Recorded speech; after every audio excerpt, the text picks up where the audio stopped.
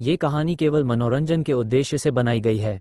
इसमें वर्णित सभी पात्र, स्थान, घटनाएं और परिस्थितियां पूरी तरह से लेखक की कल्पना मात्र हैं। इनका किसी भी वास्तविक व्यक्ति, स्थान, घटना या संस्था से कोई संबंध नहीं है। यदि कोई समानता संयोगवश प्रतीत होती है तो इसे मात्र एक संयोग समझा जाए। इस चैनल पर प्रस्तुत सभी कहानियां काल्पनिक या फिक्शन आधारित होती हैं। कृपया इन्हें केवल एक मनोरंजन सामग्री के रूप में लें और वास्तविकता से जोड़ने का प्रयास न करें। धन्यवाद। अध्याय 41। वृद्ध व्यक्ति इतना गुस्से में था कि वह बिल्कुल भी प्रसन्न नहीं था। अर्जुन कपूर ने आश्चर्य से सिर घुमाया और एक मध्य आयु वर्ग के व्यक्ति को देखा जो धूर्त नजरों से उसकी ओर देख रहा था और व्यंग्यात्मक भाव से मुस्कुरा रहा था। तुम कौन हो? अर्जुन कपूर ने सोचा, लेकिन उसे यह आदमी याद नहीं आया। मैं ज़ुइक्सिन लॉ का मालिक हूँ, नरेश गुप्ता। धूर्त व्यक्ति ने गर्व से अपना परिचय दिया। ओह, तो तुम वही ज़ुइक्सिन लॉ के मालिक हो जो मुझसे सीधा सामना करने की हिम्मत नहीं करता और मेरी पीठ पीछे छोटी मोटी चालें चलता है। अर्जुन कपूर ने घृणा से कहा। क्या ये वही व्यक्ति नहीं था जिसने पहले उसकी दुकान में लोगों को गड़बड़ी करने के लिए भेजा था? लेकिन अर्जुन ने आसानी से उस समस्या को हल कर दिया और उन लोगों को पुलिस के हवाले कर दिया। अर्जुन कपूर की बात सुनकर नरेश गुप्ता को थोड़ी शर्मिंदगी महसूस हुई और उसने तुरंत विषय बदल दिया। पिछली बार जो हुआ था वह महज एक दुर्घटना थी।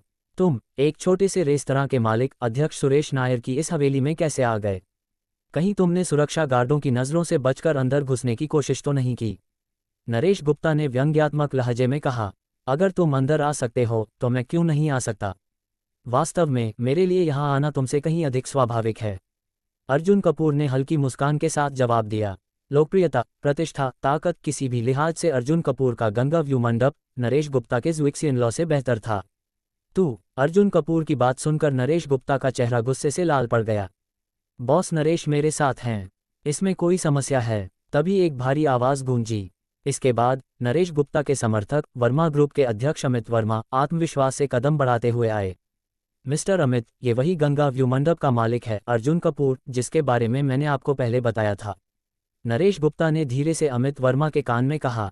ये वही आदमी है। अमित वर्मा ने अर्जुन कपूर की ओर देखा और फिर पास में बैठी ईशा पटेल को देखा। उसे ये देखकर थोड़ा आश्चर्य हुआ। तुम इतनी छोटी उम्र में ही गिगोलो बन गए, तुम्हें बिल्कुल भी शर्म नहीं आती? अमित वर्मा ने घृणा से कहा। ओह, तो यह आदमी ईशा पटेल का रखेल है और केवल एक छोटा सा रेस्तरां मालिक है। कुछ दूर खड़े राकेश राजपूत, जो समृद्ध राजपूत परिवार के सबसे बड़े बेटे थे, ने यह सुनकर अर्जुन कपूर के प्रति और भी अधिक अवमानना प्रकट की। हालांकि इसी अवमानना के साथ साथ उसे अर्जुन कपूर से जलन भी हो रही थी। जिस ईशा पटेल को वह पाना चाहता था उसे अर्जुन कपूर ने जीत लिया और अब वह उसके साथ था। ये कितना अपमानजनक था। मुझे यकीन है कि यह लड़का यहाँ ईशा पटेल के कारण आया है। वह खुद किसी लायक नहीं है। राकेश राजपूत ने अपने मन को तसल्ली देते हुए सोचा। जैसे जैसे वह अर्जुन कपूर और ईशा पटेल को एक साथ देखता गया उसका गुस्सा बढ़ता गया। अर्जुन, तुम रुको, मैं तुम्हें नहीं छोड़ूंगा। राकेश राजपूत ने अपने दिल में अर्जुन कपूर को धमकी दी। गुस्से से जलता हुआ वह जल्दी से वहां से चला गया। अगर वह और वहां रुकता तो शायद गुस्से में उसकी उम्र कुछ साल कम हो जाती। गिगोलो बनकर जीना। अमित वर्मा की बात सुनकर अर्जुन कपूर ने तुरंत जवाब दिया। गिगोलो बनकर जीने में क्या बुराई है? तुम भी गिगोलो बनना चाहते हो लेकिन चाहकर भी नहीं बन सकते। तुमने क्या कहा? अमित वर्मा गुस्से से तिलमिला गया, मानो उसके किसी दुखती रग पर हाथ रख दिया गया हो। लड़के, इंतजार कर, तुम्हारा गंगा व्यू मंडप 3 दिनों के भीतर बंद हो जाएगा। अगर ऐसा नहीं हुआ तो मैं, अमित वर्मा, अपना नाम बदल लूंगा। अमित वर्मा ने कसम खाए। मैं दूसरों से नहीं निपट सकता, लेकिन तुम्हारे जैसे एक छोटे से रेस्तरां मालिक से निपटना मेरे लिए बहुत आसान है। इसी समय इस कॉकटेल पार्टी के मेज़बान यंगताई रियल एस्टेट ग्रुप के मालिक सुरेश नायर अपने अन्य मेहमानों से मिलकर यहाँ आए। क्या आप श्री अर्जुन कपूर हैं? सुरेश नायर ने संदेहपूर्वक पूछा। हाँ, मैं अर्जुन कपूर हूँ। नमस्कार श्री अर्जुन, मैं सुरेश नायर हूँ। दोनों ने हाथ मिलाया और एक दूसरे से परिचय लिया। आज आपके यहाँ आने से बहुत सम्मानित महसूस कर रहा हूँ। कृपया मेरे पास बैठें, हमें अच्छे से बातचीत करनी चाहिए। जैसे ही दोनों मिले सुरेश नायर अर्जुन कपूर के प्रति बहुत विनम्र थे। ये दृश्य देखकर अमित वर्मा स्तब्ध रह गया। यह क्या हो रहा है? सुरेश नायर जैसी प्रभावशाली हस्ती इस लड़के से खुद आकर मिल रहे हैं और वह इस छोटे से रेस्तरां मालिक को अपने पास बैठने के लिए कह रहे हैं। अध्यक्ष सुरेश, यह आदमी सिर्फ। अमित वर्मा कुछ कहने वाला ही था कि सुरेश नायर ने खुद परिचय दिया। श्री अर्जुन हमारे यंगताई रियल एस्टेट ग्रुप के नए तीसरे सबसे बड़े शेयरधारक हैं। यह इनका पहली बार यहाँ आना है, इसलिए आप सब इनसे मिलिए। ये सुनते ही अमित वर्मा और नरेश गुप्ता की हंसी अचानक रुक गई। क्या Arjun Kapoor Yongtai real estate group का तीसरा सबसे बड़ा शेयरधारक है? इस पहचान को सुनकर अमित वर्मा की आत्मा कांप उठी। ये तो वह व्यक्ति है जिससे वह टकराना भी नहीं चाहता था।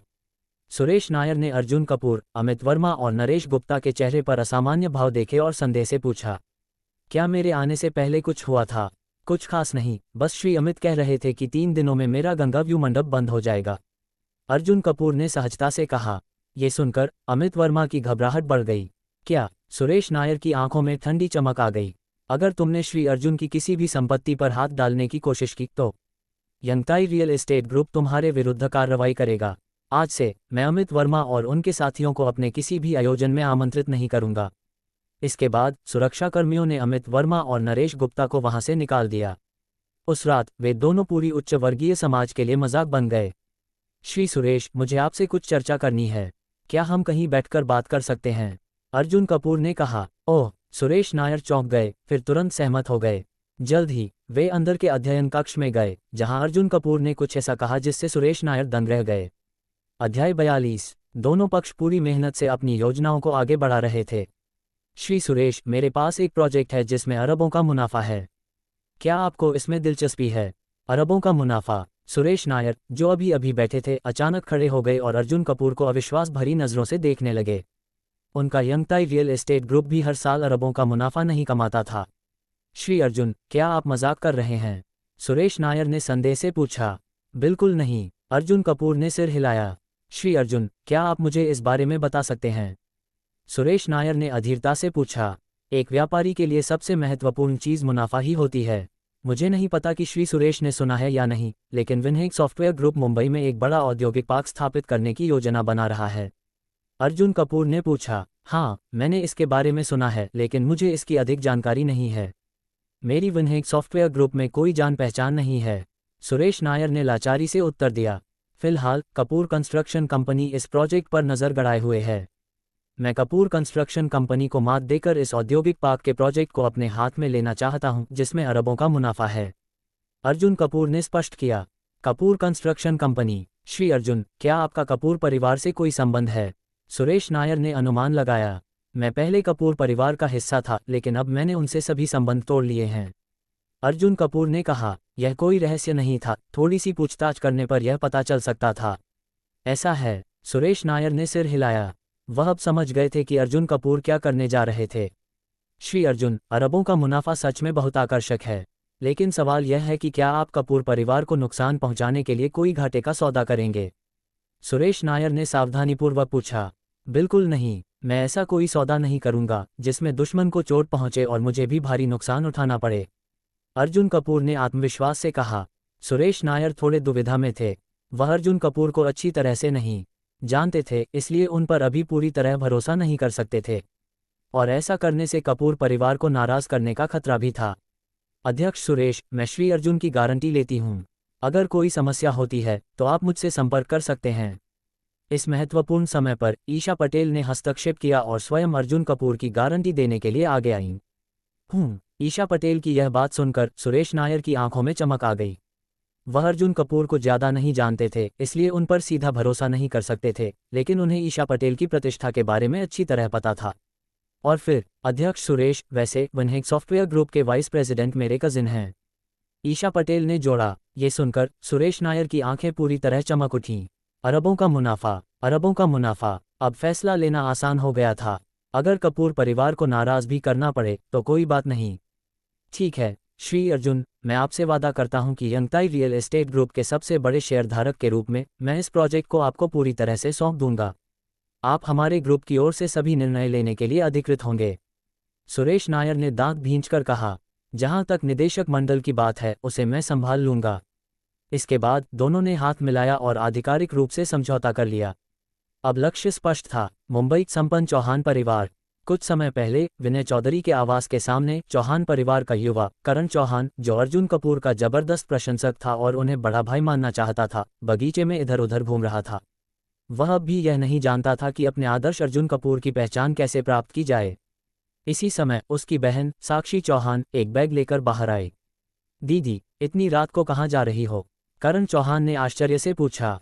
ओह, मेरी सबसे अच्छी दोस्त सृष्टि कपूर आज मुंबई लौट रही है, मैं उसे एयरपोर्ट लेने जा रही हूँ, साक्षी चौहान ने समझाया। सृष्टि कपूर, यानी वह कपूर परिवार से है।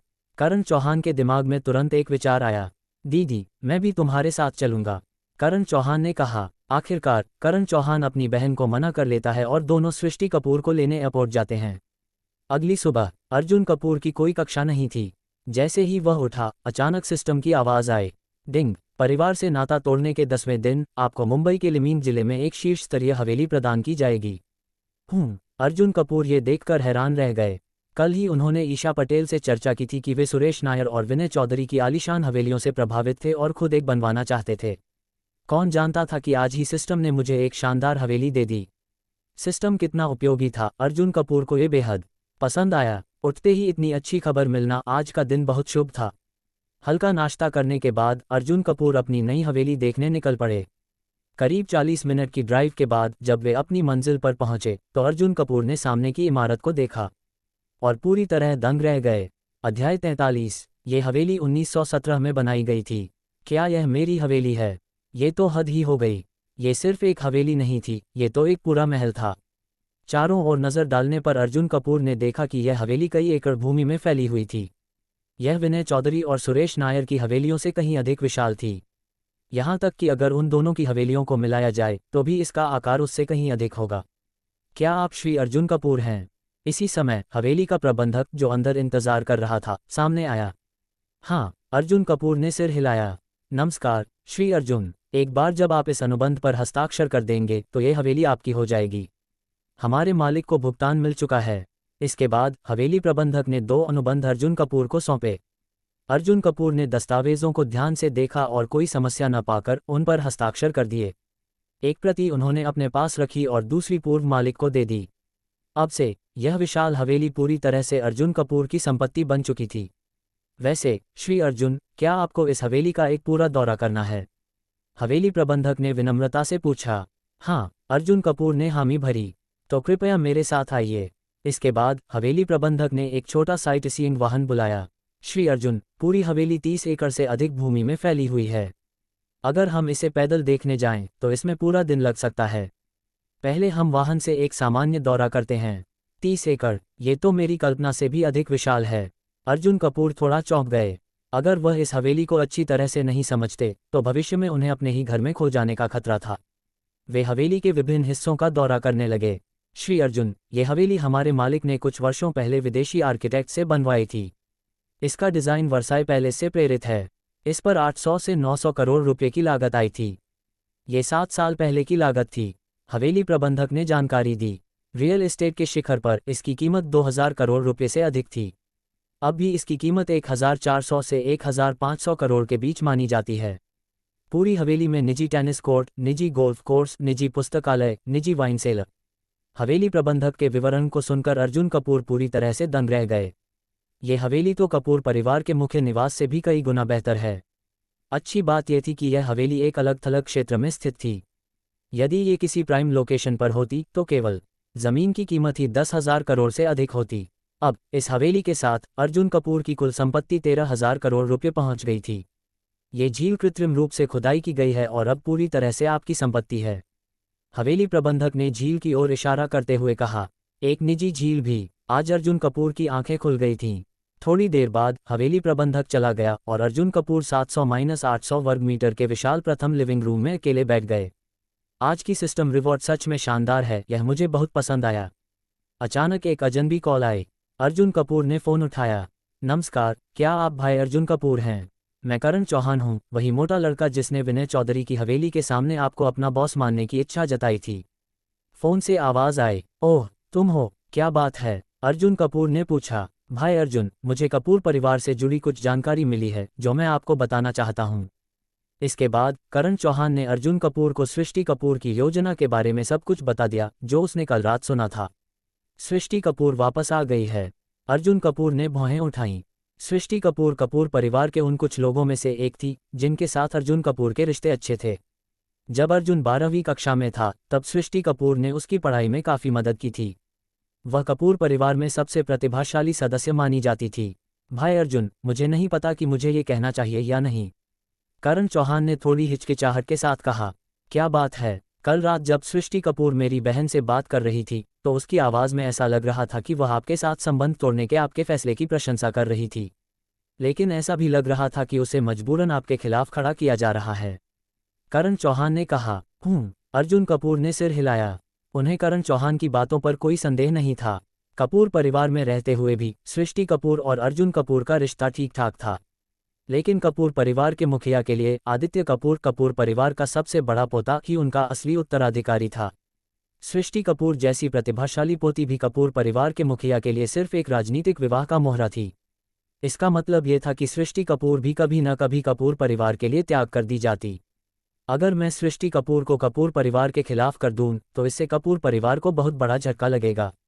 अर्जुन कपूर के मन में एक योजना बनने लगी।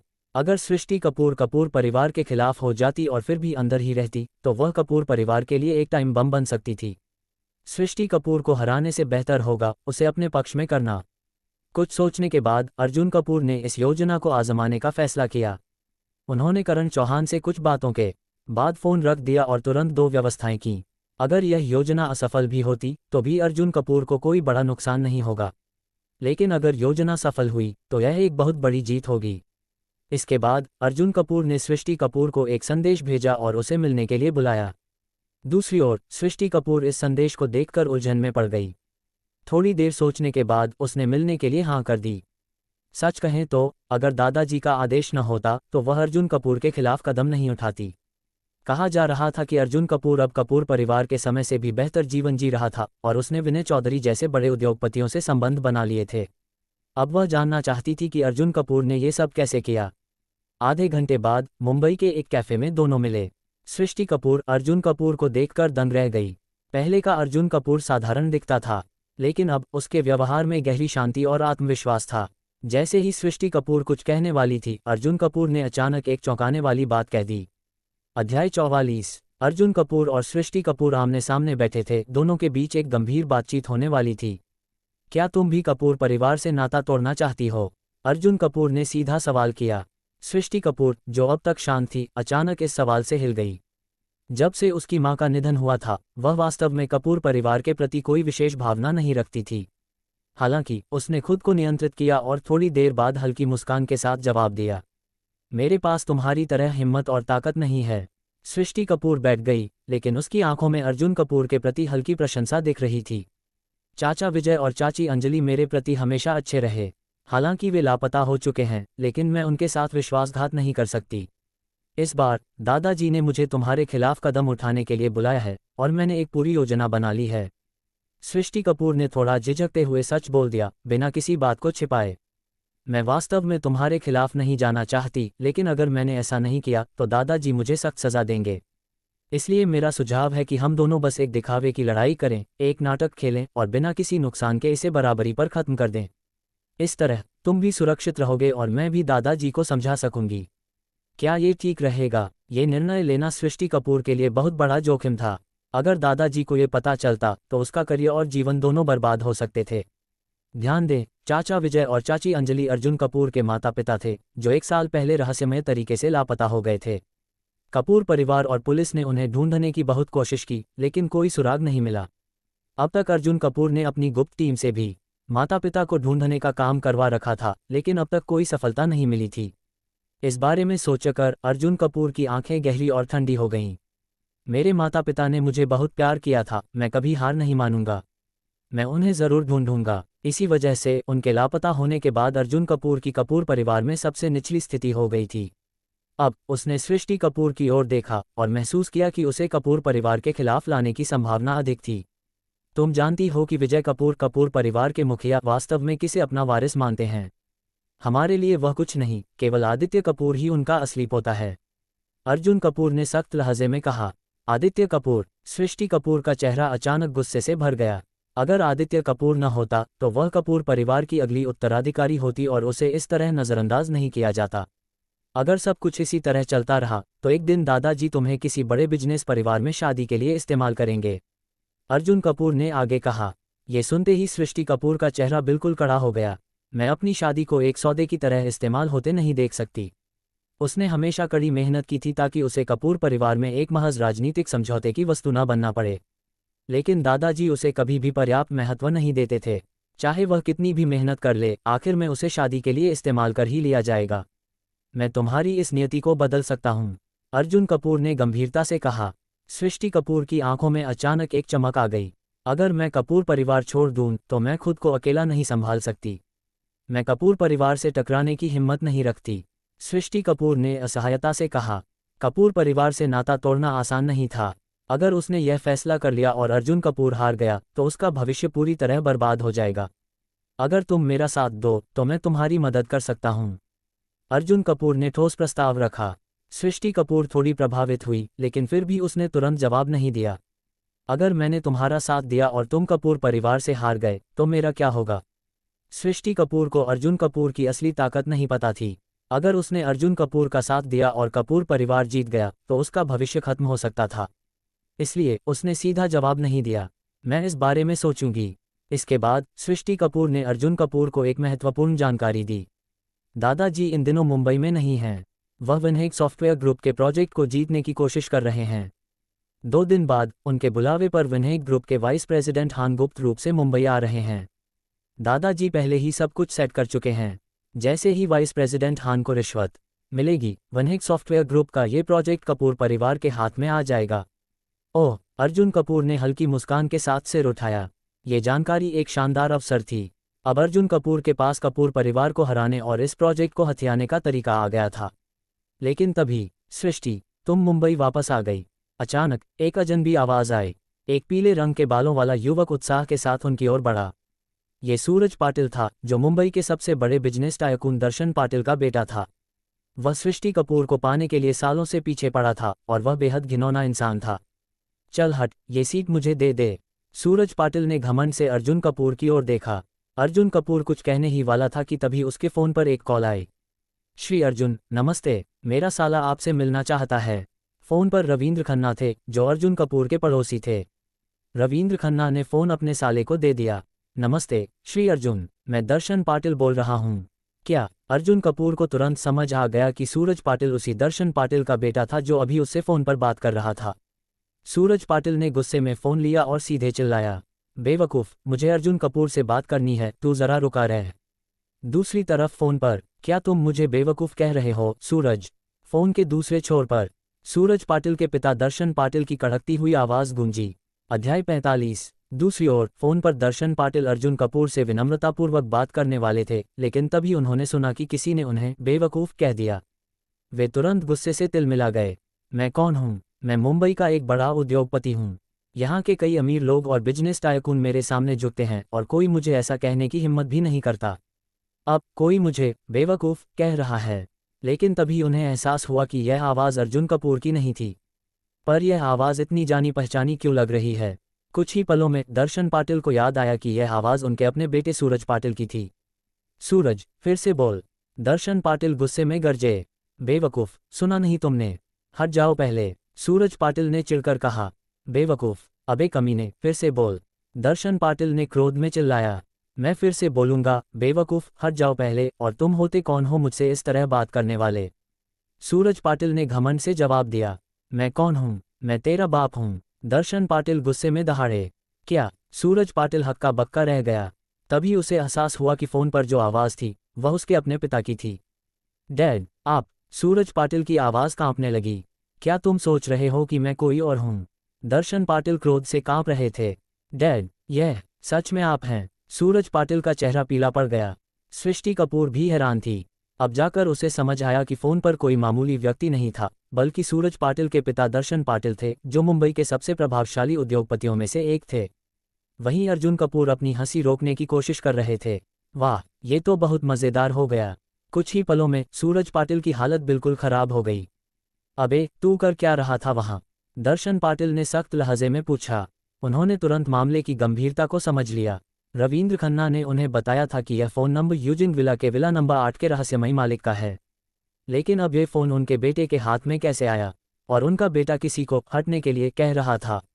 इसका मतलब कि मेरा बेटा इस रहस्यमयी आदमी से पंगा ले रहा था। अबे कमीने, तू हर दिन मेरी मुश्किलें बढ़ाने के लिए ही पैदा हुआ था क्या? दर्शन पाटिल गुस्से से चीख पड़े। क्या? सूरज पाटिल हक्का बक्का रह गया। क्या हुआ डैड? जिस व्यक्ति से तू उलझ रहा था वो एक बड़ा आदमी है। मैं उससे दोस्ती करना चाहता था और तू उससे झगड़ रहा था। दर्शन पाटिल ने गुस्से में कहा। क्या? इस फोन का मालिक कोई बड़ा आदमी है? सूरज पाटिल सदमे में आ गया। उसने तुरंत अर्जुन कपूर की ओर देखा। अब उसका चेहरा पूरी तरह से डर से भर गया था। क्या? सृष्टि कपूर भी ये सुनकर स्तब्ध रह गई। दर्शन पाटिल जैसे प्रभावशाली व्यक्ति अगर अर्जुन को बड़ा आदमी मान रहे हैं तो इसका मतलब अर्जुन कपूर की ताकत मेरी सोच से कहीं अधिक है। अब सृष्टि कपूर के मन में पहली बार यह विश्वास पनपा कि अर्जुन कपूर सच में कपूर परिवार को हरा सकते हैं।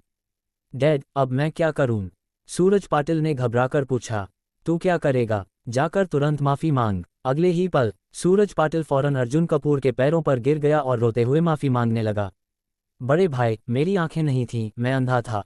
मुझसे गलती हो गई, कृपया मुझे माफ कर दो। वह रोते हुए और नाक बहाते हुए अर्जुन कपूर से माफी मांगने लगा। अर्जुन कपूर ने घृणा से उसे देखा। वह इतनी भीड़ में एक बड़े आदमी का रोना देखना पसंद नहीं करते थे। ठीक है, भाग जा। जैसे ही अर्जुन कपूर ने हाथ हिलाया सूरज पाटिल भागने लगा, लेकिन तभी रुको, अर्जुन कपूर ने ठंडी आवाज में कहा। एक और बात है। बोलो, मैं ध्यान से सुन रहा हूं। सूरज पाटिल ने कांपते हुए कहा। सृष्टि कपूर को तंग करना बंद कर और फिर कभी उसके सामने मत आना। अर्जुन कपूर ने सख्ती से कहा। मुझे समझ आ गया, मैं अब कभी मिस सृष्टि को तंग नहीं करूंगा और मैं उसके सामने भी नहीं आऊंगा। सूरज पाटिल ने तुरंत वादा किया। अर्जुन कपूर ने कुछ नहीं कहा और सूरज पाटिल वहां से भाग गया। सृष्टि कपूर ने राहत की सांस ली और अर्जुन कपूर को कृतज्ञता भरी नजरों से देखा। शुक्रिया। ये पहली बार था जब सृष्टि कपूर ने महसूस किया कि अर्जुन कपूर सच में बहुत ताकतवर बन चुके हैं। तभी फोन पर फिर से दर्शन पाटिल की आवाज आई। श्री अर्जुन, आपने मेरे बेटे को माफ कर दिया, इसके लिए धन्यवाद। आपका यह एहसान मैं हमेशा याद रखूंगा। अगर आपको कभी मेरी ज़रूरत पड़े तो मैं पूरी ताकत से आपकी मदद करूंगा। मुंबई में मेरे पास ताकत और संपर्क हैं जो आपके काम आ सकते हैं। वैसे क्या आप आज रात घर पर हैं? मैं व्यक्तिगत रूप से आपसे माफ़ी मांगने और धन्यवाद कहने आना चाहता हूं।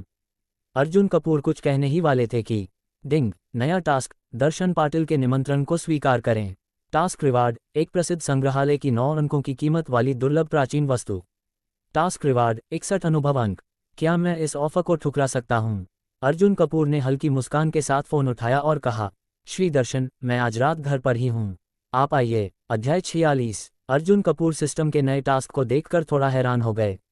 इस बार इनाम एक उच्च स्तरीय प्राचीन वस्तु थी और वह भी राष्ट्रीय संग्रहालय स्तर की, जिसका मतलब था कि यह एक बेशकीमती धरोहर थी। इस टास्क को तो किसी भी हालत में स्वीकार करना था और 61 अनुभव अंक के साथ अर्जुन कपूर का कुल अनुभव 360 अंकों तक पहुंच गया था। इससे वह लेवल 2 तक पहुंचने के और करीब हो गए थे। ठीक है, मैं आज रात घर पर रहूंगा, अर्जुन कपूर ने कहा और दर्शन पाटिल के निमंत्रण को स्वीकार कर लिया। बहुत बढ़िया श्री अर्जुन, आज रात मिलते हैं, दर्शन पाटिल ने सम्मानपूर्वक कहा। फोन काटने के बाद सृष्टि कपूर ने गहरी सांस ली और हल्की मुस्कान के साथ कहा। मैंने कभी नहीं सोचा था कि तुम अब दर्शन पाटिल जैसे प्रभावशाली लोगों से भी संबंध बना चुके हो। अब तुम्हें क्या लगता है, मेरे और कपूर परिवार के बीच कौन विजेता होगा? अर्जुन कपूर ने गंभीरता से पूछा। सृष्टि कपूर थोड़ी देर के लिए चुप रही, फिर अंततः जवाब दिया। तुम। अभी अभी उसने अर्जुन कपूर की असली ताकत देखी थी और ये देखकर वह हैरान रह गई थी। सबसे महत्वपूर्ण बात यह थी कि अर्जुन कपूर अभी केवल 19 साल के थे, अपने द्वितीय वर्ष में पढ़ रहे थे। अगर उसे थोड़ा और समय दिया जाए तो कपूर परिवार को पीछे छोड़ना निश्चित था। अगर तुम मेरे साथ खड़ी होती हो तो मैं तुम्हें उस अन्यायपूर्ण नियति से मुक्त कर सकता हूं जहां तुम्हें राजनीतिक विवाह के लिए इस्तेमाल किया जाएगा। मैं तुम्हें तुम्हारी असली पहचान बनाए रखने में मदद कर सकता हूं, अर्जुन कपूर ने आत्मविश्वास से कहा। सृष्टि कपूर के मन में विचारों का तूफान चलने लगा। कुछ देर बाद उसने अपनी मुट्ठी भींची और एक कठिन निर्णय लिया। ठीक है, मैं तुम्हारा साथ दूंगी, लेकिन मैं तुरंत कपूर परिवार से नाता नहीं तोड़ सकती। मुझे अभी थोड़ी तैयारी और व्यवस्था करनी होगी। कोई दिक्कत नहीं, अर्जुन कपूर ने सहमति जताई। अगर सृष्टि कपूर अभी कपूर परिवार से अलग हो जाती तो ये केवल एक छोटा झटका होता, लेकिन अगर वह किसी महत्वपूर्ण मौके पर कपूर परिवार से अलग होने की घोषणा करती तो इससे दादाजी और पूरे कपूर परिवार को बहुत बड़ा झटका लगता। जब भी तुम तैयार हो मुझसे संपर्क करना, मैं बाकी सब कुछ संभाल लूंगा। ठीक है, सृष्टि कपूर ने सिर हिलाया। अब वह और अर्जुन कपूर एक ही नाव पर सवार थे। अब उसका भविष्य अर्जुन कपूर के हाथों में था। आशा है कि तुम मेरी उम्मीदों पर खरे उतरोगे अर्जुन, तुमने सही निर्णय लिया, अर्जुन कपूर ने हल्की मुस्कान के साथ कहा। सृष्टि कपूर कपूर परिवार की दूसरी सबसे प्रमुख सदस्य थी और यह उसकी महान प्रतिभा के कारण नहीं था बल्कि उसकी मेहनत के कारण था। जब वह 12वीं कक्षा में थी तब वह सिर्फ 3-4 घंटे सोती थी और अपने उज्ज्वल भविष्य के लिए संघर्ष करती थी। अब वह अर्जुन कपूर के पक्ष में आ चुकी थी।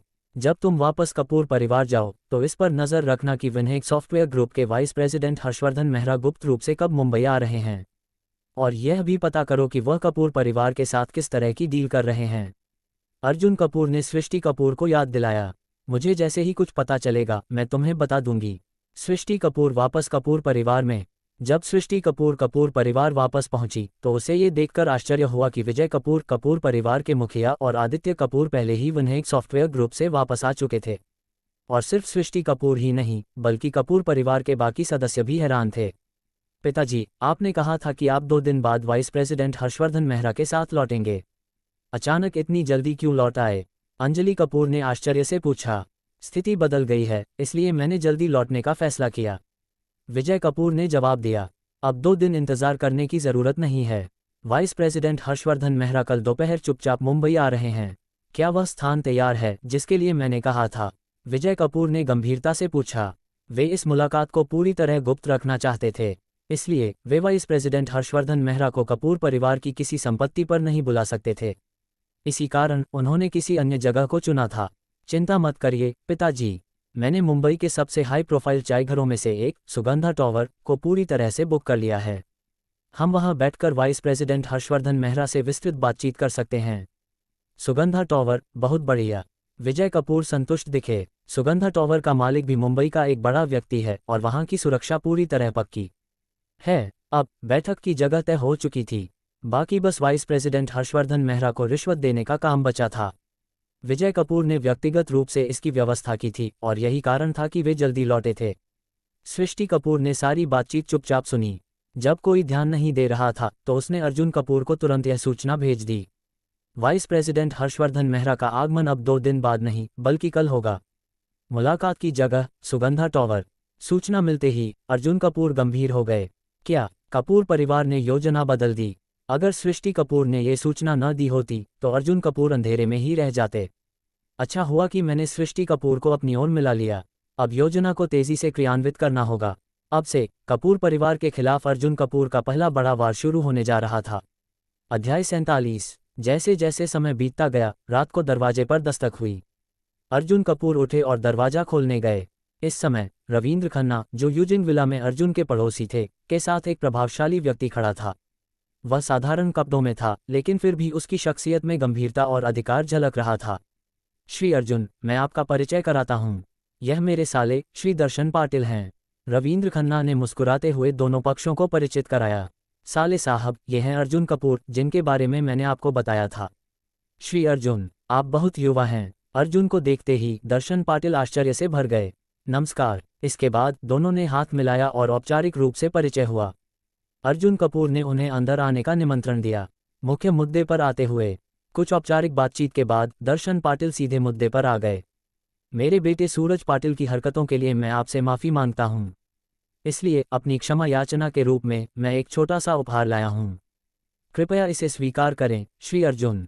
कहते हुए दर्शन पाटिल ने अपने बैग से एक दस्तावेज निकाला और उसे अर्जुन कपूर के सामने रख दिया। अर्जुन कपूर ने दस्तावेज पर नज़र डाली और उनकी आंखें चौड़ी हो गईं। दस्तावेज के कवर पर लिखा था, सुगंधा टॉवर के कुछ शेयरों का स्वैच्छिक दान अनुबंध। ये देखकर रविंद्र खन्ना भी दंग रह गए। श्री अर्जुन, आप सुगंधा टॉवर के बारे में तो जानते ही होंगे? दर्शन पाटिल ने पूछा। हाँ, मैंने इसके बारे में सुना है। अर्जुन कपूर ने सिर हिलाया। और सिर्फ सुना ही नहीं बल्कि सृष्टि कपूर ने उन्हें अभी अभी बताया था कि कपूर परिवार और विनहेक सॉफ्टवेयर ग्रुप के वाइस प्रेसिडेंट हर्षवर्धन मेहरा की गुप्त बैठक भी यहीं होने वाली है। सच कहूं तो सुगंधा टॉवर मेरी छिपी हुई संपत्तियों में से एक है। मुंबई में हमारा सुगंधा टॉवर एक प्रभावशाली प्रतिष्ठान है। श्री अर्जुन, ये अनुबंध आपको सुगंधा टॉवर के 30% शेयरों का मालिक बना देगा। बस हस्ताक्षर करें और आप भी टॉवर के मालिकों में से एक होंगे। क्या सुगंधा टॉवर के 30% शेयर? ये तो 300-400 करोड़ की कीमत का टॉवर था। 30% शेयरों का मूल्य भी लगभग 100 करोड़ के आसपास होगा। पहली ही मुलाकात में दर्शन पाटिल इतनी बड़ी संपत्ति का उपहार दे रहे थे। ये तो बहुत बड़ी चीज़ है। अर्जुन कपूर ने झिझकते हुए कहा, इसमें क्या बुराई है, ये तो बस एक छोटा सा उपहार है। अगर आप इसे स्वीकार कर लें तो भविष्य में हम व्यापार साझेदार होंगे। हम इसे साथ मिलकर चला सकते हैं और हर चीज़ पर एक साथ विचार कर सकते हैं। दर्शन पाटिल का असली मकसद। असल में दर्शन पाटिल के पास दो उपहार थे। पहला, एक रोल्स रॉयस कलिनन जिसकी कीमत 8-9 करोड़ थी। दूसरा, सुगंधा टॉवर के 30% शेयर जिनकी कीमत 100 करोड़ से अधिक थी। अगर उन्हें लगता कि अर्जुन कपूर साधारण व्यक्ति हैं तो वे कार देते, लेकिन अगर उन्हें लगता कि अर्जुन कपूर असाधारण हैं तो वे शेयर देते। और कुछ ही देर की बातचीत में दर्शन पाटिल को यह स्पष्ट हो गया कि अर्जुन कपूर का भविष्य बहुत उज्ज्वल है। इसलिए उन्होंने बिना किसी हिचकिचाहट के सुगंधा टॉवर के 30% शेयर देने का फैसला किया। ठीक है श्री दर्शन, मैं इसे स्वीकार करता हूं। अर्जुन कपूर ने सहमति जताई। अब अर्जुन कपूर खुद सुगंधा टॉवर के मालिकों में से एक थे। श्री अर्जुन, अब हम दोनों साझेदार हैं, दर्शन पाटिल ने मुस्कुराते हुए कहा। इसके बाद दोनों ने संपर्क जानकारी का आदान प्रदान किया और भविष्य में मिलने की योजना बनाई। दर्शन पाटिल के जाने के बाद अब अर्जुन कपूर को कपूर परिवार पर अगले दिन होने वाले हमले की योजना को अंतिम रूप देना था। लेकिन तभी डिंग, टास्क पूरा हुआ, दर्शन पाटिल के निमंत्रण को स्वीकार करना। बधाई हो, आपको मिला टॉप एंटीक रू भट्टी आसमानी नीला चमकदार सूरजमुखी वॉश बेसिन। यह आपकी स्टडी में रखा गया है, कृपया जांचें। बधाई हो, आपको 61 अनुभव अंक मिले। रू भट्टी आसमानी नीला चमकदार सूरजमुखी वॉश बेसिन। क्या सिस्टम ने मुझे एक रू भट्टी दी है? रू भट्टी उत्तरी सौंग राजवंश की सबसे दुर्लभ और ऐतिहासिक भट्टियों में से एक। इसका मूल्य 300-400 करोड़ से भी अधिक हो सकता है। अर्जुन कपूर तुरंत स्टडी में गए। उन्होंने एक शानदार रेशमी डिब्बा देखा। जैसे ही उन्होंने उसे खोला, उनकी आंखों के सामने एक सुंदर आसमानी नीला वॉश बेसिन चमक उठा। ये तो अनमोल खजाना है। अर्जुन कपूर ने इसे ध्यान से देखा और इसकी बारीकियों की प्रशंसा की। उन्होंने ऑनलाइन जांच की। इसकी वर्तमान कीमत 300-400 करोड़ के बीच थी और यह समय के साथ अभी और अधिक महंगा होता जाएगा। सिस्टम सच में जबरदस्त है। उन्होंने संतुष्ट होकर इसे वापस सुरक्षित रख दिया। तभी अचानक फ़ोन बजा। कॉल वेदिका पटेल की थी, जो वनहेग सॉफ्टवेयर ग्रुप की वाइस प्रेसिडेंट और ईशा पटेल की चचेरी बहन थीं। अर्जुन कपूर ने फ़ोन उठाया और दूसरी ओर से एक चौंकाने वाली खबर आई। अर्जुन, हर्षवर्धन मेहरा कल मुंबई नहीं आ सकते और आने वाले कुछ दिनों तक वह कंपनी से एक कदम भी बाहर नहीं निकल सकते। क्या? अर्जुन कपूर सन्न रह गए। इसका मतलब था कि कपूर परिवार की पूरी योजना अब बर्बाद हो सकती थी।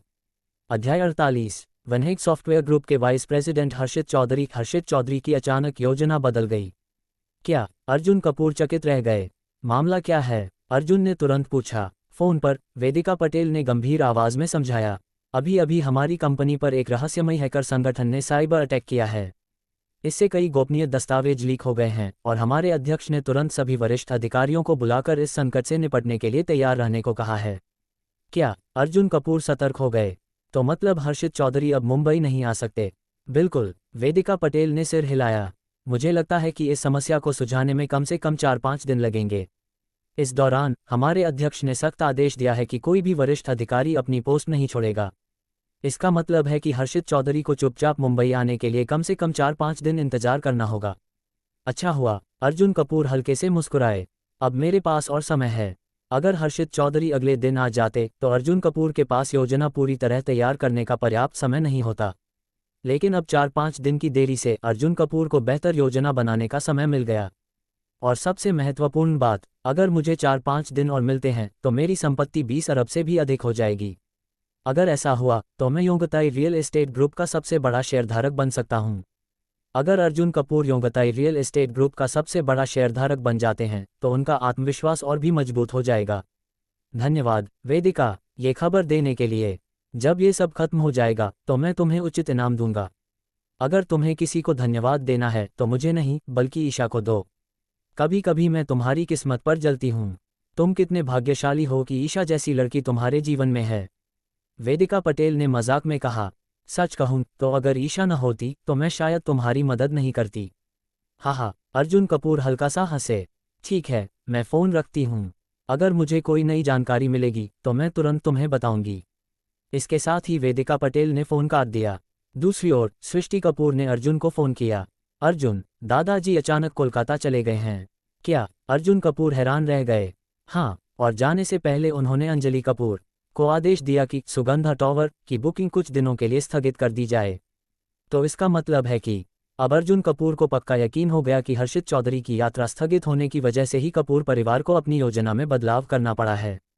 हाँ, चाहे कपूर परिवार कितनी भी कोशिश कर ले, वे मेरी योजनाओं को विफल नहीं कर सकते। अर्जुन कपूर ने हल्की मुस्कान के साथ सिर हिलाया। अब मेरे पास तैयारी के लिए और भी समय है। उस रात अर्जुन कपूर ने चैन की नींद ली। अगली सुबह सिस्टम का नया इनाम। जैसे ही अर्जुन कपूर सुबह उठे, सिस्टम का नोटिफिकेशन बज उठा। डिंग, 11वें दिन का इनाम, वैंकाई इंटरनेशनल होटल 100% स्वामित्व। क्या मुझे वैंकाई इंटरनेशनल होटल मिला? वैंकाई इंटरनेशनल होटल मुंबई का सबसे शीर्ष 5 सितारा होटल।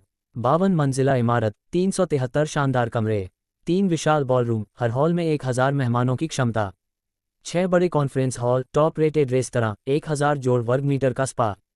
वाह, ये होटल 1.3-1.4 अरब का था।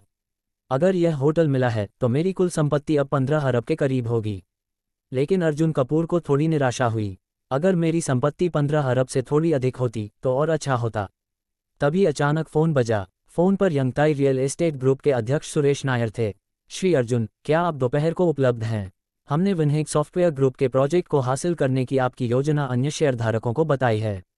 वे आपसे मिलना चाहते हैं। बस आपको एक साधारण बातचीत करनी होगी। अर्जुन कपूर इस पर विचार कर ही रहे थे कि डिंग, नया टास्क जारी, योंगताई रियल एस्टेट ग्रुप में जाएं और अन्य शेयरधारकों को मनाएं। टास्क समय 5 घंटे। इनाम 2 उच्च स्तरीय आवासीय इमारतें, 300 करोड़ मूल्य। अनुभव अंक 53। क्या सिस्टम ने मेरी इच्छा पूरी कर दी? अब अगर अर्जुन कपूर इस टास्क को पूरा कर लेते तो उनकी संपत्ति 15 अरब से अधिक हो जाती। ठीक है श्री सुरेश, मैं दोपहर में मिलने आऊँगा, अर्जुन कपूर ने जवाब दिया। अब लड़ाई शुरू हो चुकी थी। समय तेजी से बीता और दोपहर 2 बजे अर्जुन कपूर सीधे योंगताई रियल एस्टेट ग्रुप के लिए निकल पड़े। अध्याय 49। योंगताई रियल एस्टेट ग्रुप के चेयरमैन कार्यालय में कंपनी के कुछ प्रभावशाली शेयरधारक पहले ही पहुंच चुके थे। सोफे पर बैठे हुए वे सुरेश नायर की बात ध्यान से सुन रहे थे। दोस्तों, अगर हम विनहेक सॉफ्टवेयर ग्रुप का ये प्रोजेक्ट जीत जाते हैं तो हमें अरबों का मुनाफा होगा। आप सभी इस कंपनी के बड़े शेयरधारक हैं। इस प्रोजेक्ट से आपको भी बड़ा लाभ होगा। क्या आप इस मौके को छोड़ना चाहेंगे? मूल रूप से बाकी सभी शेयरधारक सहमत हो चुके थे, लेकिन अब तक का सबसे बड़ा रोड़ा प्रमोद सक्सेना था। योंगताई रियल एस्टेट ग्रुप का दूसरा सबसे बड़ा शेयरधारक प्रमोद सक्सेना अत्यधिक सावधान और डरपोक व्यक्ति था। इस प्रोजेक्ट से मुनाफा बहुत बड़ा है, लेकिन समस्या यह है कि यह हमें कपूर परिवार के खिलाफ खड़ा कर देगा। आप सब जानते हैं कि कपूर परिवार कितना ताकतवर है, खासतौर पर विजय कपूर। वह कितना खतरनाक और चालाक व्यक्ति है, ये बताने की जरूरत नहीं है। प्रमोद सक्सेना ने गंभीर स्वर में कहा। हाँ, डायरेक्टर प्रमोद सही कह रहे हैं। कपूर परिवार से दुश्मनी लेना बहुत खतरनाक हो सकता है। कार्यालय में कुछ अन्य शेयरधारकों ने भी प्रमोद सक्सेना की बात से सहमति जताई। तुम लोग हमेशा डरते क्यों रहते हो? सुरेश नायर ने झुंझलाकर कहा। अगर हर चीज से डरते रहे तो कंपनी का विकास कैसे होगा? यह अरबों का मुनाफा है। अगर हम ये प्रोजेक्ट हासिल कर लेते हैं तो हमें कपूर परिवार की कोई परवाह नहीं करनी चाहिए। सही कहा, लेकिन ये तब होगा जब हम जीतेंगे। अगर हम हार गए और कपूर परिवार को नाराज कर दिया तो वे बदला जरूर लेंगे। क्या आप लोग वाकई इस खतरे को उठाने के लिए तैयार हैं? प्रमोद सक्सेना ने सवाल किया। उद्धरण चिन्ह ... उद्धरण चिन्ह। पूरे कार्यालय में सन्नाटा छा गया। यहाँ तक कि सुरेश नायर भी कुछ नहीं कह पाए। तभी अचानक, डरने की कोई ज़रूरत नहीं है, क्योंकि हमें हारने का कोई कारण नहीं है। सभी ने चौंक कर देखा। अर्जुन कपूर कमरे में दाखिल हो चुके थे। डायरेक्टर अर्जुन आ चुके हैं। सुरेश नायर ने सबका परिचय करवाया। यह अर्जुन कपूर हैं, हमारे ग्रुप के तीसरे सबसे बड़े शेयरधारक। और यह है प्रमोद सक्सेना, हमारे ग्रुप के दूसरे सबसे बड़े शेयरधारक। बैठक शुरू होते ही प्रमोद सक्सेना ने तुरंत अर्जुन कपूर पर सवाल दागा। डायरेक्टर अर्जुन, मैंने सुना है कि आप पहले कपूर परिवार का हिस्सा थे, लेकिन आपने उनसे नाता तोड़ लिया। अब ये जो प्रोजेक्ट है उसे जीतने की पहल भी आपने ही की थी और आप ही इसके मुख्य संचालक हैं। क्या ये सही है? बिल्कुल, इसमें कोई शक नहीं, अर्जुन कपूर ने बिना हिचकिचाए जवाब दिया। लेकिन क्या आपने कभी सोचा है, अगर आप नाकाम हो गए तो क्या होगा? आप तो पहले ही कपूर परिवार से अलग हो चुके हैं, आपके लिए कोई नुकसान नहीं होगा। लेकिन हमारे लिए, अगर हम हार गए तो कपूर परिवार हमारे खिलाफ हो जाएगा और हमारी कंपनी संकट में पड़ जाएगी। प्रमोद सक्सेना ने गहरी आवाज में कहा। तुम क्यों मान रहे हो कि हम हारेंगे? अर्जुन कपूर ने मुस्कुराकर पूछा। क्योंकि मुझे आपकी ताकत पर भरोसा नहीं है। आप बहुत युवा हैं, मैं नहीं मानता कि आप कपूर परिवार को हराने की क्षमता रखते हैं। हम अर्जुन कपूर बिना कुछ कहे अपनी जेब से पानी पीने के लिए खड़े हुए। तभी टप, अचानक उनकी जेब से एक कार्ड गिर पड़ा। अरे! एक शेयरधारक ने उसे उठाने के लिए झुककर देखा, लेकिन जब उन्होंने कार्ड को देखा तो उनकी आंखें चौड़ी हो गईं। या भगवान! शेयरधारक पूरी तरह से हिल गए थे। क्या हुआ? बाकी सब भी आश्चर्य में पड़ गए। लाओ लियू, तुम इतने चौंक क्यों गए? ये प्रथम रॉयल बैंक ऑफ भारत का मास्टर कार्ड ब्लैक कार्ड है। पूरे कमरे में सन्नाटा छा गया। क्या डायरेक्टर अर्जुन, क्या ये ब्लैक कार्ड आपका है? हाँ, लगता है जेब से गिर गया था। धन्यवाद। अर्जुन कपूर ने निश्चिंतता से कार्ड वापस लिया। क्या डायरेक्टर अर्जुन के पास प्रथम रॉयल बैंक ऑफ भारत का मास्टर कार्ड ब्लैक कार्ड है? पूरे मुंबई में शायद ही किसी के पास ये कार्ड हो। अब समझ आया कि डायरेक्टर अर्जुन इतनी आत्मविश्वास से बात क्यों कर रहे थे। अब सभी शेयरधारकों का संदेह पूरी तरह दूर हो चुका था। डायरेक्टर अर्जुन, मैं अब आपकी योजना का समर्थन करता हूँ। मैं भी सहमत हूँ। मैं भी इस प्रोजेक्ट में शामिल होना चाहता हूँ। यहाँ तक कि प्रमोद सक्सेना भी झिझकते हुए बोले। युवा पीढ़ी वाकई बहुत मजबूत हो गई है। डायरेक्टर अर्जुन, मैं भी आपकी योजना से सहमत हूँ। डिंग, कार्य पूरा हुआ। योंगताई रियल एस्टेट ग्रुप में अन्य शेयरधारकों को मनाना। बधाई हो, आपको 2 उच्च स्तरीय आवासीय इमारतें 300 करोड़ मूल्य मिलीं। बधाई हो, आपको 53 अनुभव अंक मिले। अब मेरी कुल संपत्ति 15 अरब पार कर चुकी है। अब अर्जुन कपूर पहले से भी अधिक शक्तिशाली बन चुके थे। अब मुझे अगले स्तर पर जाने के लिए बस 1500 अनुभव अंक चाहिए। अगर यह हो गया तो मेरा सिस्टम अगले स्तर पर पहुंच जाएगा और मेरी दैनिक आय अरबों में होगी। अब अर्जुन कपूर के लिए समय आ गया था कि वे अपने अगले कदम की योजना बनाएं। बैठक सफलतापूर्वक खत्म होने के बाद अर्जुन कपूर एक बहुत ही विशेष जगह की ओर रवाना हो गए। अध्याय 50। अर्जुन कपूर जिस स्थान पर पहुंचे वह सुगंधा टॉवर था। यहीं पर कुछ दिनों बाद कपूर परिवार और वनहेक सॉफ्टवेयर ग्रुप के वाइस प्रेसिडेंट हर्षित चौधरी की गुप्त बैठक होने वाली थी। लेकिन अब अर्जुन कपूर खुद सुगंधा टॉवर के मालिकों में से एक थे। गुप्त तैयारी शुरू। अंदर जाते ही अर्जुन कपूर ने तुरंत टॉवर के प्रबंधक को बुलाया। उनकी योजना का एक हिस्सा यहीं पर अमल में लाया जाना था। मैं चाहता हूं कि तुम कुछ खास व्यवस्थाएं करो, और सबसे महत्वपूर्ण बात, कपूर परिवार को मेरे आने की भनक तक नहीं लगनी चाहिए। चिंता मत कीजिए श्री अर्जुन, मैं तुरंत व्यवस्थाएं करवा दूंगा। कल दोपहर तक 80% काम पूरा हो जाएगा। आप जब चाहें आकर निरीक्षण कर सकते हैं। और रही बात गोपनीयता की, कपूर परिवार को इस बारे में कुछ भी पता नहीं चलेगा। अच्छा, मैं अगले 2 दिनों में आकर जांच करूंगा। अब इंतजार का समय था। अगली सुबह नया इनाम। अर्जुन कपूर अभी सोकर उठे ही थे कि सिस्टम का नोटिफिकेशन बज उठा। डिंग, 12वें दिन का इनाम, गौरव इंटरनेशनल गोल्फ कोर्स 100% स्वामित्व। क्या गौरव इंटरनेशनल गोल्फ कोर्स? यह मुंबई का सबसे बड़ा और सबसे भव्य गोल्फ कोर्स था। 18 hole championship level golf course, 72 pars को मानक, मुंबई के सबसे बड़े व्यापारियों और नेताओं का पसंदीदा स्थान, कई करोड़पतियों और उच्च वर्ग के लोगों का निजी क्लब। वाह, अब मैं इस पूरे गोल्फ कोर्स का मालिक हूँ। और सबसे महत्वपूर्ण बात, इसकी कुल कीमत 1.7 अरब रुपये से अधिक है। अब अर्जुन कपूर की कुल संपत्ति 17 अरब के करीब पहुंच चुकी थी। बस कुछ ही दिनों में मेरी कुल संपत्ति 20 अरब को पार कर जाएगी। दोपहर का समय, नया विचार। अर्जुन कपूर लंच के लिए बाहर जाने वाले थे, तभी उन्होंने सोचा, वैसे मेरे वैंकाई इंटरनेशनल होटल में एक हाई एंड रेस्तरां भी है। कल ही मुझे ये होटल मिला था, लेकिन मैं अब तक वहां गया नहीं हूं।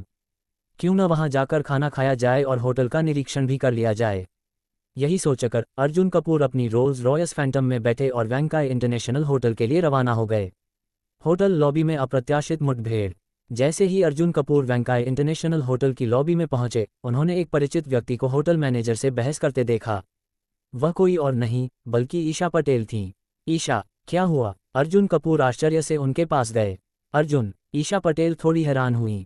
वैंकाई इंटरनेशनल होटल ने हमारे साथ धोखा किया है, इसलिए मैं यहाँ बहस करने आई हूँ। धोखा? अर्जुन कपूर ने भौहें चढ़ाईं। क्या हुआ? असल में कल पटेल ग्रुप के निर्देश पर विभिन्न शाखाओं के दर्जनों प्रतिनिधि मुंबई आ रहे हैं। उन्हें यहाँ 3 दिन तक अध्ययन के लिए रुकना था।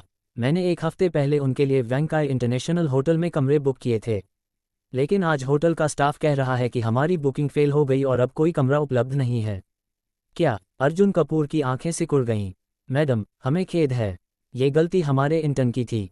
उसने आपकी बुकिंग सही ढंग से दर्ज नहीं की, इसलिए यह समस्या हुई। हमने उसे निकाल दिया है। फिर से इंटर्न का बहाना।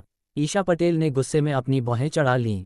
हर बार जब भी कोई गड़बड़ होती है तो सारी गलती इंटर्न पर डाल दी जाती है। क्या सच में यह इंटर्न की गलती थी? अर्जुन कपूर ने अब अपनी गंभीर आवाज में कहा। ये जी हाँ, होटल लॉबी मैनेजर ने घबराते हुए जवाब दिया। इसके हाव भाव से साफ दिख रहा है कि यह झूठ बोल रहा है। अब तुम मुझे एक साफ जवाब दोगे? ईशा पटेल ने जोर देकर कहा। मैडम, हमने पहले ही माफ़ी मांग ली है, आपको और क्या चाहिए? अब ये बहस मत कीजिए। लॉबी मैनेजर ने ईशा पटेल को ही जिम्मेदार ठहराने की कोशिश की। ओह, अब तुम मुझ पर इल्ज़ाम लगा रहे हो? ईशा पटेल गुस्से में हंस दीं। जनरल मैनेजर को बुलाओ, एक शक्तिशाली आवाज़ गूंजी। अर्जुन कपूर अब तक चुपचाप खड़े थे, लेकिन अब उन्होंने आगे बढ़कर आदेश दिया। क्या? लॉबी मैनेजर थोड़ा चौंक गया। तुम होते कौन हो जो मुझे मेरे बॉस को बुलाने के लिए कह रहे हो? क्योंकि मैं ही इस होटल का मालिक हूँ। उद्धरण चिन्ह dot dot dot dot dot dot dot dot dot dot dot उद्धरण चिन्ह। पूरे माहौल में सन्नाटा छा गया। क्या? लॉबी मैनेजर का चेहरा सफ़ेद पड़ गया। आप मजाक कर रहे हैं, है ना? लॉबी मैनेजर ने डरते हुए पूछा। नहीं, और क्या तुम्हें कोई और प्रमाण चाहिए? अर्जुन कपूर ने शांत लेकिन तीखे स्वर में कहा। नहीं, कृपया इंतज़ार करें, मैं तुरंत जनरल मैनेजर को बुलाता हूँ। लॉबी मैनेजर भागता हुआ जनरल मैनेजर को बुलाने गया। 3 मिनट बाद, श्री अर्जुन, होटल का जनरल मैनेजर घबराया हुआ दौड़ता आया। मुझे नहीं पता था कि आप होटल में आए हैं। कृपया बैठिए, हम आपकी तुरंत सेवा करेंगे। अब देखता हूँ ये खेल कहाँ तक जाता है। अध्याय 51। होटल के महाप्रबंधक दीपक अग्रवाल तेजी से लॉबी में आए और विनम्रता से बोले। नमस्कार श्री अर्जुन, मैं वेंकाय इंटरनेशनल होटल का महाप्रबंधक दीपक अग्रवाल हूँ। मैनेजर दीपक, क्या तुम्हें पता है कि ईशा पटेल ने 1 हफ्ते पहले यहाँ दर्जनों कमरे बुक किए थे? अर्जुन कपूर ने सीधे सवाल किया। क्या? दीपक अग्रवाल हैरान रह गए। ईशा कौन? फिर उन्होंने ईशा पटेल को अर्जुन कपूर के बगल में खड़े देखा और तुरंत स्थिति समझ गए। ओह बॉस, ईशा कहकर सीधे उनका नाम ले रहे हैं। क्या बॉस और ईशा पटेल के बीच कोई खास रिश्ता है? दीपक अग्रवाल के मन में तुरंत कई सवाल दौड़ने लगे। नहीं बॉस, मुझे इस बुकिंग के बारे में कोई जानकारी नहीं है, मैं कसम खाता हूँ। दीपक अग्रवाल ने झट से जवाब दिया। क्या तुम्हें इस बारे में कुछ नहीं पता? ईशा पटेल गुस्से में भड़क उठी। मैंने 1 हफ्ते पहले बुकिंग करवाई थी। अब जब प्रतिनिधियों को कल आना है तो तुम कह रहे हो कि कोई कमरा नहीं बचा। और सबसे बड़ी बात, तुम्हें इसकी कोई खबर भी नहीं। ये सच नहीं हो सकता। दीपक अग्रवाल के माथे पर पसीना आ गया। मुझे जांच करनी होगी श्री अर्जुन। अगर आपने कमरे बुक किए थे तो वह जानकारी रिकॉर्ड में ज़रूर होगी। अगर बुकिंग गायब हुई है तो इसका मतलब है कि किसी ने जानबूझकर इसे हटाया है। तुम्हारे कहने का मतलब है कि किसी ने जानबूझकर बुकिंग रद्द करवाए? अर्जुन कपूर ने गंभीर स्वर में पूछा। जी हाँ बॉस, बिना किसी के आदेश के हमारी होटल प्रणाली में कोई बुकिंग अपने आप गायब नहीं हो सकती। इसका मतलब है कि किसी ने इसे मैन्युअली हटाया है। अच्छा, तो पता करो। अर्जुन कपूर ने कड़े स्वर में आदेश दिया। मुझे बताओ कि किसने ये हरकत की है। दीपक अग्रवाल ने तुरंत होटल के IT विभाग को बुलाया और सभी लॉग्स की जांच करने को कहा। कुछ ही मिनटों बाद होटल IT विभाग का एक कर्मचारी भागता हुआ आया और घबराए आवाज में बोला। बॉस, हमें पता चल गया कि किसने बुकिंग हटाई। कौन है वह? अर्जुन कपूर ने सख्त लहजे में पूछा। लॉबी मैनेजर, यही व्यक्ति जिसने पहले ईशा पटेल को अनसुना किया था। वह होटल की प्रणाली में घुसकर बुकिंग को मैन्युअली हटाने का जिम्मेदार है। क्या? ईशा पटेल और दीपक अग्रवाल एक साथ चौंक गए। इसका मतलब है कि यह सब जानबूझकर किया गया है। लॉबी मैनेजर, तुम्हें मेरी बुकिंग हटाने का आदेश किसने दिया? ईशा पटेल ने गुस्से में सवाल किया। मुझे नहीं पता। लॉबी मैनेजर घबरा गया। ये सिर्फ एक गलती थी। मुझे नहीं पता कि बुकिंग कैसे गायब हो गई। बकवास, अर्जुन कपूर ने गंभीर आवाज में कहा। IT डिपार्टमेंट के अनुसार तुमने खुद होटल की प्रणाली में जाकर बुकिंग हटाई है। अब सच सच बताओ कि तुम्हें किसने ऐसा करने के लिए कहा। मुझे छोड़ दीजिए बॉस, मैं कुछ नहीं कह सकता। लॉबी मैनेजर पसीने पसीने हो गया और कांपने लगा। ओह, अब मैं और भी दिलचस्पी लेने लगा हूँ। अर्जुन कपूर ने हल्की मुस्कान के साथ कहा। मैनेजर दीपक, इस आदमी को तुरंत बर्खास्त कर दो। इसके अलावा सुरक्षा टीम इसे पकड़कर होटल से बाहर निकाल दे। जी बॉस। दीपक अग्रवाल ने तुरंत सुरक्षा टीम को बुलाया। सुरक्षाकर्मी तुरंत आए और लॉबी मैनेजर को घसीटते हुए बाहर ले गए। और अब अर्जुन कपूर ने दीपक अग्रवाल की ओर देखा। सभी बुकिंग को तुरंत बहाल करो। ईशा पटेल और उनके प्रतिनिधियों के लिए जो कमरे बुक किए गए थे उन्हें तुरंत उपलब्ध करवाओ। जी बॉस। दीपक अग्रवाल ने तुरंत होटल स्टाफ को आदेश दिया। कुछ ही मिनटों में सभी कमरे ईशा पटेल के नाम पर फिर से बुक कर दिए गए। धन्यवाद अर्जुन, ईशा पटेल ने आभार व्यक्त किया। अगर तुम न होते तो मुझे इस होटल से कोई समाधान नहीं मिलता। अभी तो बस शुरुआत है। अब मुझे ये भी पता करना है कि इस बुकिंग को हटाने के पीछे कौन था। अगर किसी ने इसे जानबूझकर किया है तो निश्चित रूप से इसका कोई बड़ा कारण होगा। अर्जुन कपूर ने गहरी सांस ली और सोचा, अब मुझे इस मामले की तह तक जाना होगा। अध्याय 52, नया कार्य पूरा हुआ। डिंग, कार्य जारी, थोड़ी देर आराम करें, करण चौहान के अनुरोध को स्वीकार करें और गौरव इंटरनेशनल गोल्फ कोर्स जाएं। कार्य समय 3 घंटे। कार्य इनाम, एक world class supercar Aston Martin ONE 77। कार्य इनाम 57 अनुभव अंक। वाह, ये तो जबरदस्त इनाम है। अर्जुन कपूर की नींद तुरंत उड़ गई। अगर मुझसे पूछा जाए कि मैं इस समय सबसे ज्यादा क्या चाहता हूं, तो जवाब एक ही होगा, सिस्टम को लेवल 2 पर अपग्रेड करना। एक बार अपग्रेड हो गया तो मेरी रोजाना मिलने वाली इनाम राशि और बढ़ जाएगी। इससे मुझे कपूर परिवार को पछाड़ने और अंबानी ग्रुप के बराबर पहुंचने में आसानी होगी। जितने ज्यादा टास्क उतना ज्यादा फायदा। और इस बार इनाम में एस्टन मार्टिन ONE 77। ये दुनिया की सबसे महंगी सुपरकारों में से एक है। पूरे विश्व में सिर्फ 77 गाड़ियां हैं। भारत में केवल 5 ही मौजूद हैं। इसकी कीमत 50 से 60 करोड़ रुपए के बीच है। इसकी टॉप स्पीड 354 किलोमीटर प्रति घंटा है और यह मात्र 3.5 सेकंड में 0-100 किलोमीटर प्रति घंटा की रफ्तार पकड़ सकती है। मेरी लैम्बोर्गिनी के आगे तो ये गाड़ी एक शेर के समान है। करण, किस गोल्फ कोर्स पर जाना है? अर्जुन कपूर ने करण चौहान से पूछा। बिल्कुल, गौरव इंटरनेशनल गोल्फ कोर्स। करण चौहान ने झट से जवाब दिया। वाह, अपने ही कोर्स में जाना ज्यादा फायदेमंद रहेगा। ठीक है, मिलते हैं दोपहर 2:30 बजे। अर्जुन कपूर ने मैसेज भेज दिया। दोपहर 2 बजे अर्जुन कपूर ने अपनी लैम्बोर्गिनी स्टार्ट की और गौरव इंटरनेशनल गोल्फ कोर्स की ओर बढ़ चले। गोल्फ कोर्स पर करण चौहान और उसके कुछ दोस्त पहले से ही गेट के बाहर इंतजार कर रहे थे। करण, क्या तुम्हारा बड़े भाई सच में इतना ताकतवर है? हाँ भाई, तुम पक्का कोई झूठी कहानी तो नहीं सुना रहे? करण चौहान के दोस्तों को उसकी बातों पर थोड़ा शक था। तुम लोगों को शक क्यों हो रहा है? मेरा बड़ा भाई अर्जुन कपूर एकदम बॉस है। उसकी ताकत वही है जो सुरेश नायर की है। करण चौहान ने गर्व से सीना चौड़ा कर लिया। क्या, सुरेश नायर के बराबर? अब तो करण चौहान के दोस्तों के मन में अर्जुन कपूर के लिए और भी ज्यादा इज्जत बढ़ गई। करण, जब तुम्हारे बड़े भाई आएंगे तो हमारी उनसे जरूर मुलाकात करवाना। हाँ, हमें भी ऐसे बड़े आदमी से मिलने का मौका मिले।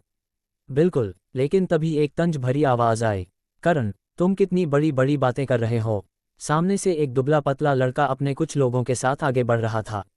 ये लड़का था निखिल चौधरी, करण चौहान का सबसे बड़ा दुश्मन।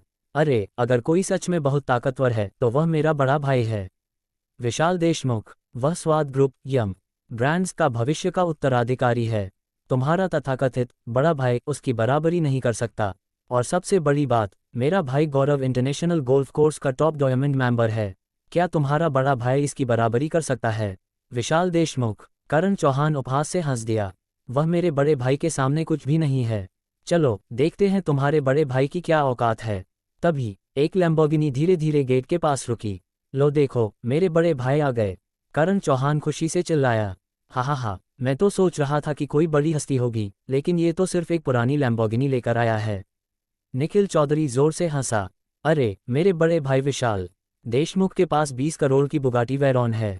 तुम्हारा बड़ा भाई क्या कर सकता है? हाँ, विशाल देशमुख की बराबरी कोई नहीं कर सकता। निखिल भाई सही कह रहे हैं। निखिल के दोस्तों ने भी उसकी हाँ में हाँ मिला दी। तभी डिंग, कार्य पूरा हुआ। इनाम, एक world class supercar Aston Martin ONE 77। इनाम 57 अनुभव अंक। वाह, आखिरकार मिल गई। अर्जुन कपूर मुस्कुराए। अचानक फोन की घंटी बजी। नमस्ते, क्या ये श्री अर्जुन कपूर हैं? आपका नया एस्टन मार्टिन ONE 77 डिलीवर कर दिया गया है। क्या, एक Aston Martin ONE 77?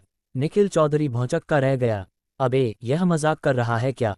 Aston Martin ONE 77 पूरी दुनिया में सिर्फ 77 हैं। भारत में तो केवल 5 ही मौजूद हैं। क्या तुमने अभी अभी एक एस्टन मार्टिन ONE 77 खरीदी? करण चौहान के दोस्त हैरान रह गए। तभी एक शानदार बुगाटी वेरॉन वहां आकर रुकी। गाड़ी में से विशाल देशमुख बाहर निकला। क्या विशाल देशमुख अर्जुन कपूर को नीचा दिखा पाएगा, या फिर अर्जुन कपूर एक और बड़ा झटका देने वाले हैं? जानने के लिए सुनते रहिए अगले अध्याय।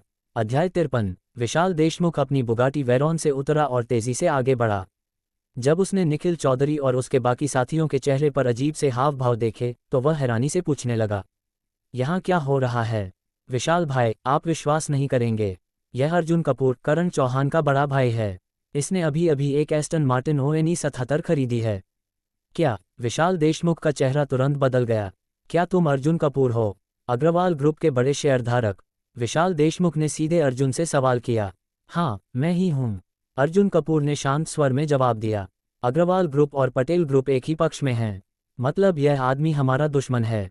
विशाल देशमुख को अपने दादाजी से मिली चेतावनी याद आ गई। स्वाद ग्रुप और अग्रवाल ग्रुप के बीच टकराव पहले से ही शुरू हो चुका था।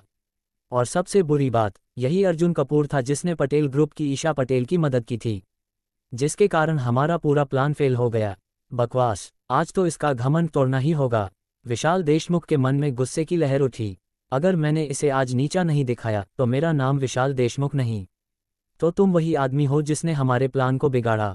ईशा पटेल की मदद करके तुमने बड़ी गलती कर दी, विशाल देशमुख ने सख्त लहजे में कहा। गलती? मुझे तो ये लगता है कि मैंने सही किया, अर्जुन कपूर मुस्कुराया। वैसे भी तुम लोग धोखेबाजी करके ही आगे बढ़ते हो, है ना? तुम? विशाल देशमुख का चेहरा गुस्से से लाल हो गया। तुम्हें लगता है कि तुम मुझसे टक्कर ले सकते हो? टक्कर? अब तक तो मैं तुम्हें अपनी लिस्ट में भी नहीं रखता था, अर्जुन कपूर ने हाथ बांधते हुए जवाब दिया। अर्जुन कपूर, तुमने बहुत बड़ी गलती कर दी। विशाल देशमुख के चेहरे पर क्रोध भरी मुस्कान आई। ठीक है, अगर तुम इतने बड़े आदमी हो तो क्यों न इसे खेल में तय किया जाए। गोल्फ खेलो, अगर तुम जीत गए तो मैं मान लूंगा कि तुम मुझसे ऊपर हो। अगर मैं हार गया, अर्जुन कपूर ने मजाकिया अंदाज में पूछा। अगर तुम हार गए तो तुम्हें सार्वजनिक रूप से मेरे सामने झुकना होगा, विशाल देशमुख ने घमंड से कहा। और अगर मैं जीत गया, अर्जुन कपूर ने गहरी मुस्कान दी, तब मैं तुम्हें अग्रवाल ग्रुप के खिलाफ हाथ नहीं उठाने दूंगा, विशाल देशमुख ने घुटने पर हाथ मारते हुए जवाब दिया। तो यह एकदम सही सौदा है, अर्जुन कपूर ने शांति से सिर हिलाया। चलो देखते हैं कौन असली विजेता है। अध्याय 54। डिंग। कार्य जारी। किसी भी तरह विशाल देशमुख को 500 करोड़ की शर्त लगाने के लिए मनाएं। कार्य इनाम, शीर्ष गोल्फ कौशल। कार्य इनाम, 50 अनुभव अंक। अरे ये तो जबरदस्त इनाम है, अर्जुन कपूर थोड़ा चौंक गया। वैसे भी मेरा गोल्फ अच्छा है, लेकिन अब ये टॉप लेवल हो जाएगा। पापा को गोल्फ बहुत पसंद था और बचपन में मैंने भी सीखा था, लेकिन चूंकि हमें कभी गौरव इंटरनेशनल गोल्फ कोर्स जाने का मौका नहीं मिला, मेरा अभ्यास कम हो गया था। अब तो 100% जीत पक्की है। 500 करोड़ की कमाई और अनुभव अंक भी मिल रहे हैं, ये तो बोनस है। विशाल देशमुख की दुविधा। तो क्या हुआ, डर गए? अर्जुन कपूर ने हल्की मुस्कान के साथ पूछा। विशाल देशमुख तनाव में था। 500 करोड़ बहुत बड़ी रकम थी। उसके पास सिर्फ 70-80 करोड़ थे। अगर उसे 500 करोड़ लगाने हैं तो उसे IOU ऋण पत्र लिखना पड़ेगा। लेकिन अगर मैं जीत गया तो 500 करोड़ रुपये, एक एस्टन मार्टिन ONE 77, पापा और दादाजी की नज़रों में इज्जत। ठीक है, लेकिन मैं शर्त और बढ़ाना चाहता हूँ, विशाल देशमुख गंभीरता से बोला। क्या शर्त? अर्जुन कपूर ने पूछा। जो हारेगा उसे खुद को जोकर बोलना होगा और उसका वीडियो इंटरनेट पर अपलोड करना होगा। वाह, अब मज़ा आएगा। ठीक है, मैं सहमत हूँ, अर्जुन कपूर ने मुस्कराते हुए कहा। डिंग। कार्य पूरा हुआ। विशाल देशमुख को 500 करोड़ की शर्त लगाने के लिए राजी किया। इनाम, शीर्ष गोल्फ कौशल। इनाम, 50 अनुभव अंक। अब तो ये खेल एक तरफा हो गया। अब अर्जुन कपूर के दिमाग में गोल्फ की अद्भुत तकनीकें उतर आईं। अब देखते हैं असली खिलाड़ी कौन है। शर्त को लिखित रूप में तैयार किया गया और दोनों ने हस्ताक्षर और अंगूठा लगा दिया। अब ये कानूनी रूप से मान्य शर्त बन चुकी थी। गोल्फ मुकाबला शुरू। पहला राउंड। विशाल देशमुख ने 210 मीटर तक बॉल मारी। 3 शॉट में होल पूरा किया। -1 स्कोर। वाह, विशाल भाई गजब खेल रहे हैं। 3 शॉट में होल पूरा कर लिया। अब अर्जुन कपूर की बारी। पहला शॉट 270 मीटर तक मारा। दूसरा शॉट सीधा होल में, सिर्फ 2 शॉट में पूरा किया। भाई वाह, ये तो मास्टर खिलाड़ी हैं। 2 शॉट में होल। दूसरा राउंड। अब विशाल देशमुख और भी सावधानी से खेला। पहला शॉट 280 मीटर, दूसरा शॉट सीधा होल में। वाह, इस बार इसने बराबरी कर ली। विशाल देशमुख संतोष से मुस्कुराया। अब अर्जुन कपूर की बारी। पहला शॉट सीधा होल में, सिर्फ 1 शॉट में पूरा किया। हे भगवान, होल इन वन। भाई वाह, अर्जुन भाई ने सिर्फ 1 शॉट में पूरा कर दिया। यह असंभव है, ये खेल तो खत्म हो चुका है। विशाल देशमुख स्तब्ध रह गया। 500 करोड़ हार चुका था। चलो अब अपने वादे के अनुसार वीडियो बनाओ, अर्जुन कपूर हंसते हुए बोला। विशाल देशमुख का चेहरा सफ़ेद पड़ गया। अब मुझे पूरी दुनिया के सामने जोकर बोलना पड़ेगा। इस लड़के से दुश्मनी मोल लेना सबसे बड़ी गलती थी। विशाल देशमुख कांपते हाथों से फ़ोन उठाने लगा।